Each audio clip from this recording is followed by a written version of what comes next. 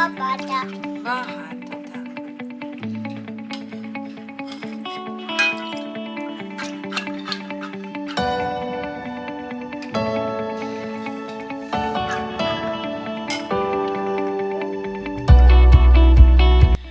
Pourquoi je reste avec mon enfant de 2 ans, un peu plus de 2 ans à la maison? Voilà, pourquoi il va pas à la crèche, pourquoi je le garde, pourquoi je travaille pas. Peut-être que tu t'es déjà posé cette question en regardant mes vidéos, puisque voilà, tu peux des fois le voir défiler autour de moi. En général, j'essaie de filmer mes vidéos quand il dort, mais voilà, c'est pas suffisant parce qu'il dort pas beaucoup en ce moment, donc des fois je filme quand il est là. Enfin, j'essaie, même si c'est un peu compliqué. Donc c'est pas rester avec son enfant longtemps comme ça à la maison, c'est pas quelque chose qui est très courant en France. En tout cas, je connais personne autour de moi, et même pas autour de moi. Voilà, j'ai jamais entendu parler de quelqu'un qui est comme moi, qui reste aussi longtemps voilà, sans travail pour garder son enfant à la maison. En général, les femmes les Françaises qui veulent rester tout petit peu plus avec son bébé à la maison pour reprendre le travail un peu plus tard, maximum, elles prennent le congé parental qui dure 6 mois, donc ça vous donne 6 mois de plus avec votre bébé. Voilà, c'est ce que j'ai fait d'ailleurs avec mon premier enfant, j'ai pris le congé parental et lui il est allé à la crèche du coup à l'âge de 9 mois. Et voilà, cette fois-ci, pour le deuxième enfant, je fais différemment et voilà, je voulais tout petit peu te parler de ça voilà, ici dans cette vidéo. Donc voilà, mes raisons sont nombreuses. Voilà, la première, c'est tout simplement que c'est une quelque sorte voilà, tradition. Je sais pas si c'est un bon mot, mais voilà, c'est comme ça qu'on fait en Ukraine. Voilà, si tu as vu mes autres vidéos, voilà, tu sais peut-être que je suis ukrainienne, voilà, tout petit accent. Et voilà, en Ukraine, les femmes conservent leur poste pendant 3 ans. C'est-à-dire après l'accouchement, tu peux revenir, tu peux reprendre ton travail, voilà, tu travaillais avant, au bout de 3 ans si tu veux. Voilà, après c'est pas obligatoire, mais il y a cette possibilité. Il y a énormément de femmes, je dirais quasi toutes femmes profitent de ça. Et voilà, tout le monde reste avec son enfant à la maison. Voilà. Et souvent, voilà, on enchaîne avec le deuxième enfant, donc on reste encore 3 ans sur le troisième, donc on peut rester 10 ans comme ça à la maison et voilà, par la suite reprendre le travail, il n'y a pas de souci. Donc pour moi, voilà, reprendre le travail au bout de 3 mois de bébé, c'était juste c'était impossible. J'imaginais pas laisser mon petit bout de 3 mois, voilà, c'est un petit truc comme ça, quelque part à la crèche ou avec la nourrice, voilà, avec la personne que je connais pas, dont je connais pas les habitudes, donc voilà, j'avais des inquiétudes, voilà, s'il pleure, s'il a des besoins spéciaux, s'il a besoin d'être tenu dans les bras, et voilà, cette personne elle réagisse pas, voilà, s'il le laisse pleurer dans le coin, voilà, les choses comme ça. Donc voilà, et donc j'avais pas très confiance dans une personne tierce que je connais pas. Et puis voilà, comment ça, en fait, le bébé qui était partie de toi pendant 9 mois, qui a grandi dans ton corps et qui a un corps minuscule comme ça, un micro-bout, voilà, le laisser tout d'un coup, brusquement, pour toute la journée, voilà, qui voit pas sa maman, c'est pas, j'arrive pas, non, j'arrive pas à le comprendre. Il a encore besoin de toi, il a besoin de tes bras, il a besoin d'être porté, il a besoin d'écouter ton cœur, on va sentir ta peau, ton odeur, et voilà, c'est comme si c'est comme si tu prenais un chaton là et tu jetais dans, voilà, dans l'eau froide, glacée, et voilà, tu le laissais comme ça. Donc pour moi c'est inconcevable. Voilà, peut-être que pour toi c'est inconcevable de rester dans 3 ans avec un enfant à la maison. Bon, pour moi c'est le contraire, tu sais, dans ma culture, c'est le contraire, c'est inconcevable de laisser son petit bout à un inconnu à l'âge de 3 mois, je sais pas, ou 4 mois, c'est pas possible. Donc voilà, donc la première raison c'est traditionnel, c'est voilà, je fais comme ça se fait chez moi, même si ça fait super longtemps que je suis pas chez moi, ça fait 22 ans que j'habite plus en Ukraine, mais ouais, je suis quand même ukrainienne, voilà, je resterai toujours ukrainienne, et voilà, je fais comme ma mère a fait, je fais comme toutes mes connaissances en Ukraine font, et je trouve ça très bien, très sain, et voilà, donc ça c'est la première raison. Et je sais que la plupart des filles en France, elles se posent même pas de questions en fait par rapport voilà, est-ce qu'il faut laisser son enfant de 3 mois à la crèche, parce que comme tout le monde le fait, il y a une énorme pression sociale, voilà, par rapport à ça. Voilà, au bout de 3 mois, tout le monde commence à te demander alors est-ce que tu reprends le travail, quand est-ce que tu reprends le travail. Donc c'est tellement ancré dans les habitudes, dans les mœurs, on est tellement brainwashed, voilà, il y a un lavage de cerveau, je trouve, autour de ça, voilà, que c'est normal de laisser son enfant de 3 mois à la crèche, que voilà, tout le monde le fait sans se poser les questions. Et d'ailleurs, pour une petite anecdote, voilà, mon compagnon, voilà, qui est franco-français, voilà, parisien, avant d'avoir notre premier enfant, on a eu cette conversation. J'avais dit que j'étais pas du tout voilà, pour laisser notre futur enfant, c'était avant même que je tombe enceinte, voilà, à la crèche à 3 mois. Et lui, il était étonné, il a dit mais si, bien sûr, voilà, toutes mes copines le font, donc toi tu vas le faire aussi.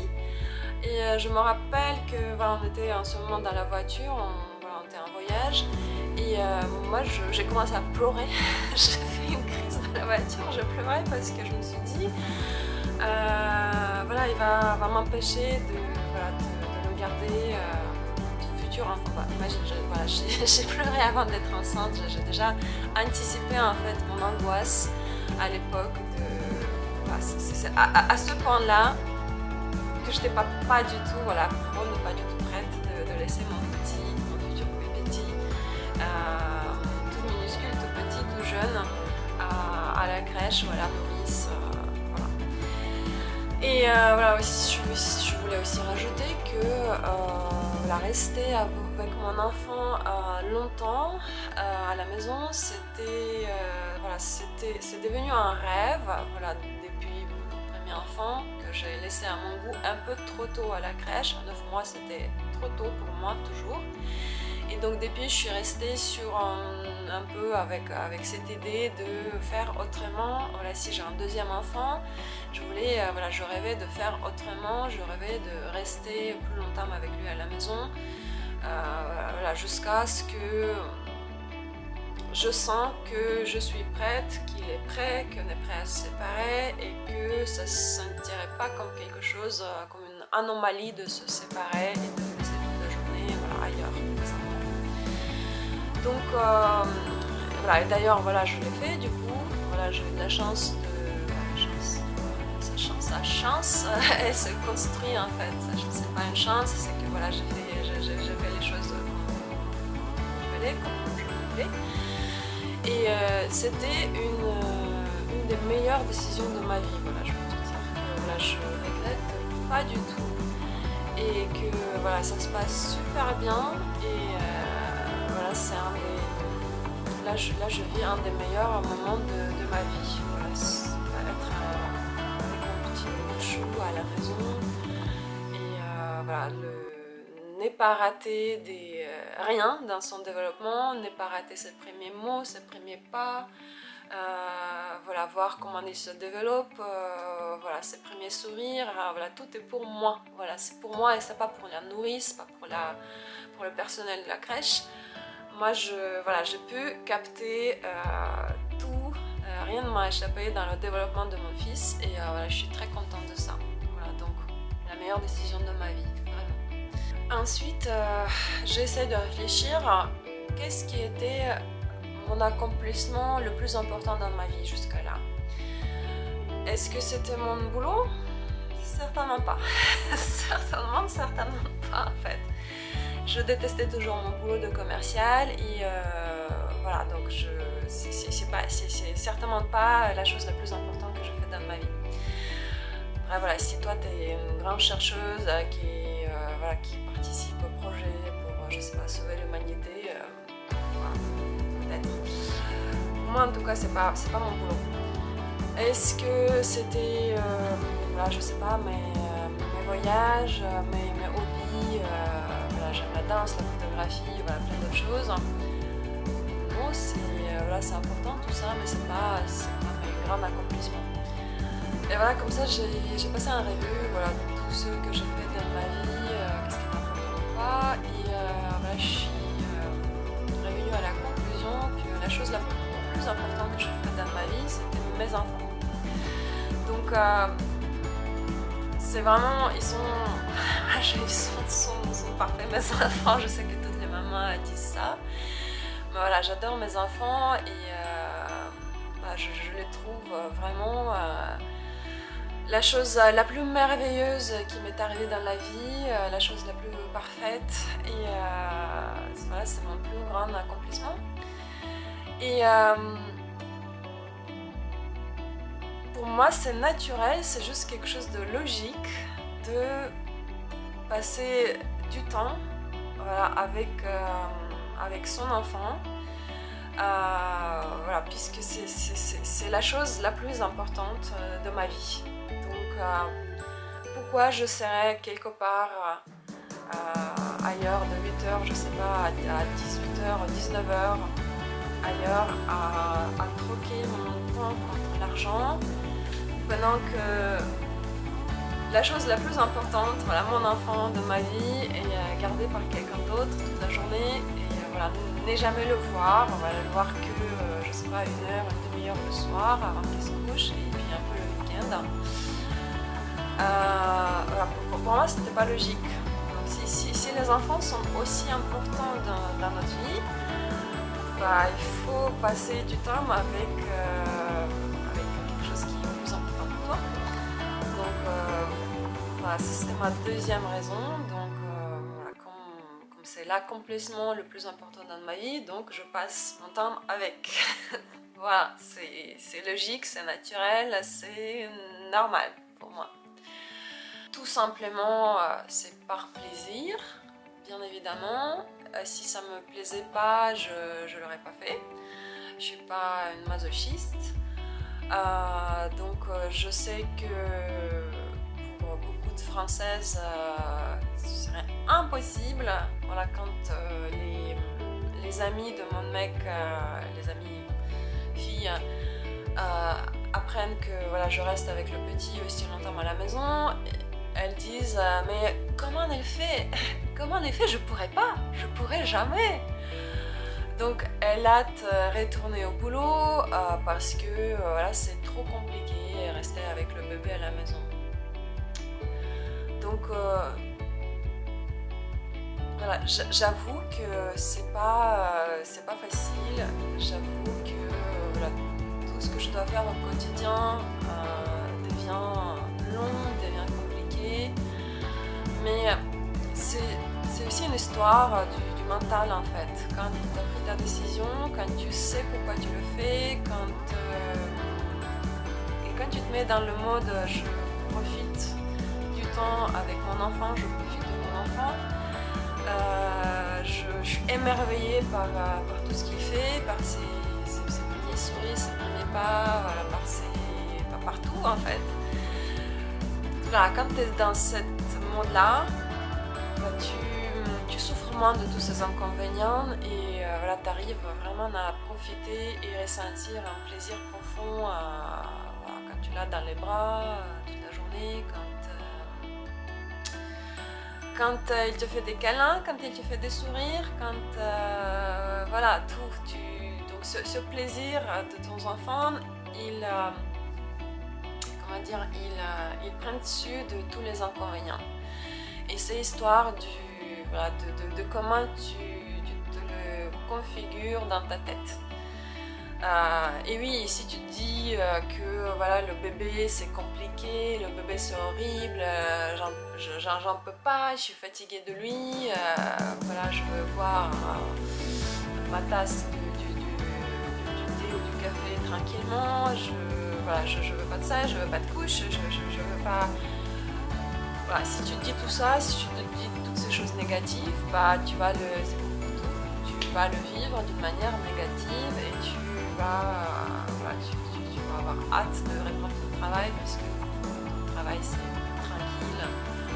Voilà, t'es assise, c'est ton bureau, t'es assise derrière ton ordi et voilà, t'es un peu plus, voilà, c'est un peu plus tranquille quoi, que être à H24 avec le bébé à la maison. Donc voilà, c'est surtout l'histoire de mental, c'est surtout l'histoire de comment tu te le mets dans la tête, de comment tu configures voilà, ton esprit par rapport à ça. Donc j'aime énormément cette partie de ma vie, et voilà, tous les jours je me dis que ça passe beaucoup trop vite, Mes journées ne me paraissent pas du tout longues, au contraire. Voilà, si en plus, si vous avez un autre enfant à côté, s'il y a toutes les tâches ménagères à faire, si vous essayez de faire quelque chose avec le bébé dans les pattes, bah, ça va prendre du temps et du coup, la journée, elle file. Ma journée, elle passe, mais pour beaucoup trop vite. Et par contre, voilà, quand j'essaie de prendre ces moments vraiment avec lui et me dédier vraiment à lui, vraiment jouer avec lui, vraiment essayer de parler avec lui et le prendre dans les bras, lui faire des câlins, quand lui il me fait des câlins, quand voilà, il me fait bisous à maman, il me fait bisous, c'est tellement mignon. Il y a tellement de moments super mignons dans la journée que voilà, c'est plus plaisir qu'autre chose, que le calvaire. Il y a une petite partie désagréable, le calvaire bien évidemment, mais beaucoup moins que dans mon boulot, ça c'est sûr. Mon boulot c'était le calvaire du matin au soir, toute la journée, voilà, je détestais, je souffrais. Et là, être avec le bébé à la maison par rapport à un boulot, c'est le plaisir en continu en fait, c'est rien à voir. Donc oui, ça part plaisir. Voilà, je le dis franchement, honnêtement, c'est du plaisir pour moi. Ce qui paraît aussi très logique pour moi, c'est de profiter de son enfant tant qu'il est petit. Voilà, vous n'allez pas profiter de lui quand il va avoir 18 ans et quand il va partir de la maison. Vous allez peut-être profiter moins de lui voilà, quand il va être ado, je sais pas encore, mais bon, tout le monde dit autour que l'ado c'est encore autre chose et c'est vraiment des années assez compliquées à gérer et voilà, on profite moins de son enfant dans ce moment-là. Donc moi j'adore les petits, j'adore quand ils sont bébés, voilà, j'adore quand ils sont voilà, vraiment des petits enfants jusqu'à 4-5 ans. Voilà, j'espère pouvoir profiter de mes enfants par la suite et découvrir encore d'autres dimensions voilà, du temps passé avec les enfants. Mais voilà, en tout cas, je sais que voilà, j'adore quand ils sont petits et, voilà, et si on fait un enfant, bah, je sais pas vos raisons pourquoi vous avez fait vos enfants, bah, moi c'est pour vivre expérience de vie avec un enfant. Voilà, c'est pas pour autre chose. C'est pas pour voilà, espérer qu'il va s'occuper de moi quand je vais être âgée. Je ne sais pas ce qu'il pourrait avoir d'autre comme raison. Mais pour moi, c'est vraiment pour vivre l'expérience de vie unique qui est être avec son enfant. Et donc, pourquoi faire un enfant et laisser quelqu'un d'autre vivre cette expérience? Voilà, la nounou qui s'en fiche, pour qui c'est juste le salaire, juste l'argent. Donc, c'est votre enfant, c'est votre expérience unique de la vie. Je trouve que c'est...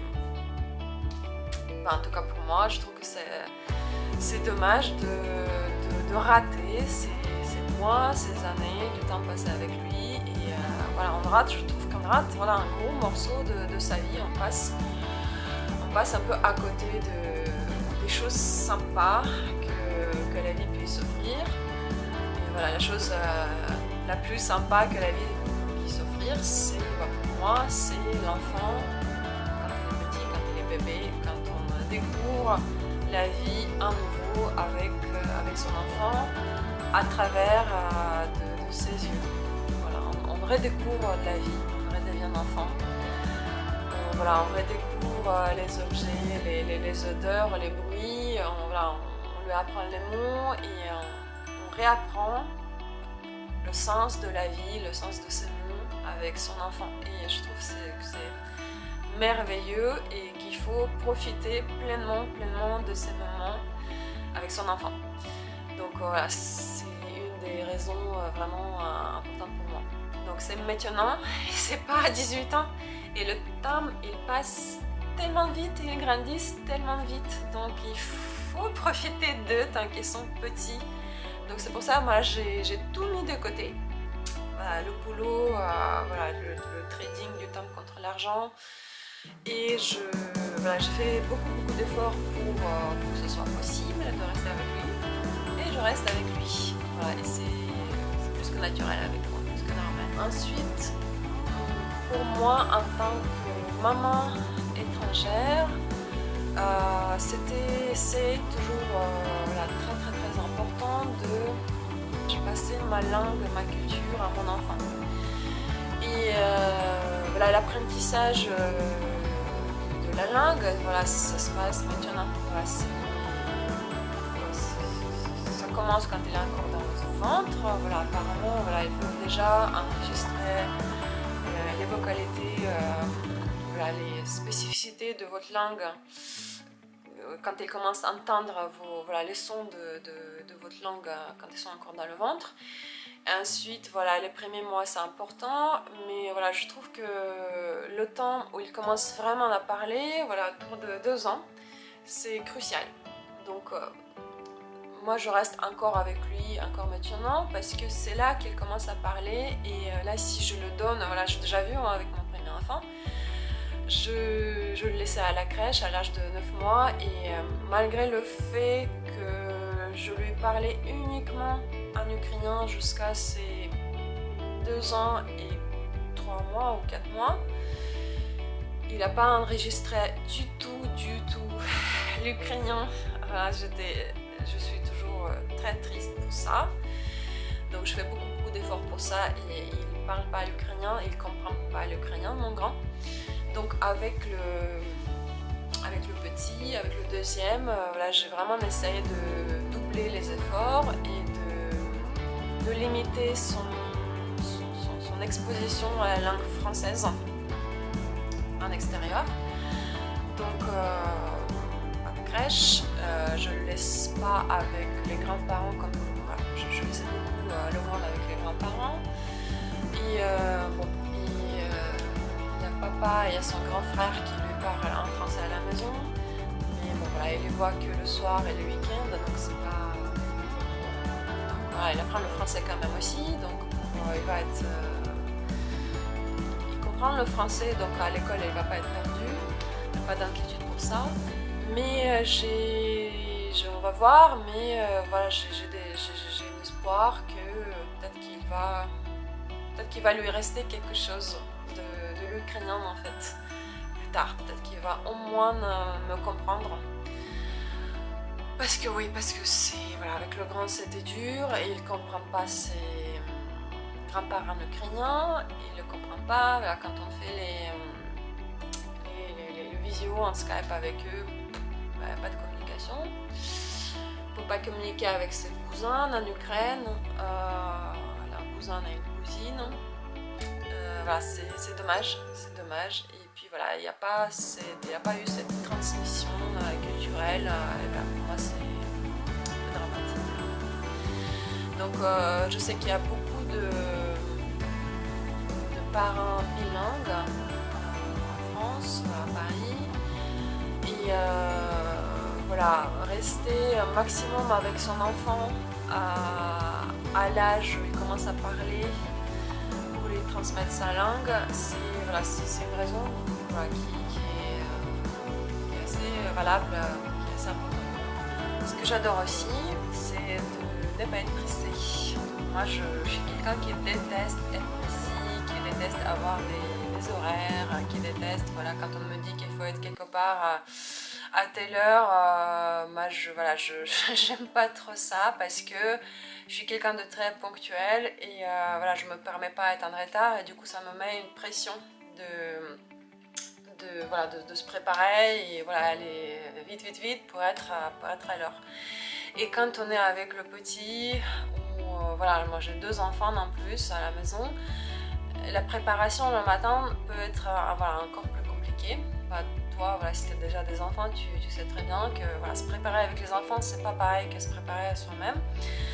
Donc voilà, je déteste me lever 2 heures plus tôt pour essayer de ne pas être en retard. Déjà, quand j'avais juste un enfant à l'époque, quand j'ai repris le travail, je me rappelle que j'étais systématiquement en retard pour mon travail parce que mon fils, à l'époque, il avait 9 mois, 10 mois. Et s'il fallait lui changer la couche à la dernière minute, forcément j'étais en retard. Et ce sentiment, quand vous savez que vous êtes en retard et que vous essayez de rentrer dans le bureau sans être aperçu, et là, il ne dit rien, mais il regarde sa montre. C'est un sentiment que j'aime pas du tout. Et du coup, là, avec le deuxième enfant, ce sera encore pire. Et voilà. Donc c'est aussi pour éviter ça en fait. C'est aussi pour remettre ça à plus tard possible. Après, la vie elle va me rattraper, bien évidemment. Il faudra travailler, gagner les sous, parce que je ne peux pas rester comme ça des années. Et, mais voilà, si je peux le faire, si je peux gratter encore quelques mois, je vais le faire. Voilà, même s'il faut y passer mes économies, même s'il faut faire des efforts vraiment supplémentaires. Voilà, c'est à ce point-là que je déteste être speed et voilà. J'adore par exemple me réveiller le matin avec mon bébé, voilà, et savoir que j'ai le temps de rester avec lui dans le lit, j'ai le temps de lui faire des bisous, des câlins, des petites bêtises, de le chatouiller, de rire avec lui et de savoir que je suis pas pressée, je suis pas là à allez, il faut qu'on se lève, il faut s'habiller, il faut manger, il faut changer la couche, il faut vite parce que maman est en retard. Donc pour moi c'est précieux de savoir que je suis pas en retard et que j'ai le temps et que je peux passer ce temps avec mon bébé. Voilà, c'est vraiment précieux tant qu'il est petit. Et je ne veux pas être stressée en ce moment-là, je veux être là pour lui, sans stress, sans se dépêcher, sans être tout le temps dans le speed. Donc ça, pour moi, c'est une grosse raison. Voilà pourquoi une des raisons les plus importantes, pourquoi je reste avec lui à la maison à l'âge de plus de 2 ans. Et voilà, comme je disais, voilà, je sais que tôt ou tard, bah, bientôt en fait, faut que ça s'arrête. Et moi, ça me rend très triste. Voilà, si j'avais pas de contraintes financières et s'il n'y avait pas de contraintes aussi de l'école à 3 ans, moi je pense que volontiers je resterai avec lui encore peut-être 2 ans, voilà, avec plaisir. Mais bon, voilà, on n'a pas le choix, mais le choix il est limité. Et comme je disais, la vie elle va me rattraper. Et voilà, ça va être tout un autre genre de vidéo par la suite. D'ailleurs, voilà, une fois que je reprends le travail, je sais pas si je vais pouvoir faire une vidéo. Voilà, donc tant que je peux, bah, je vous dis à la prochaine fois. Salut, salut!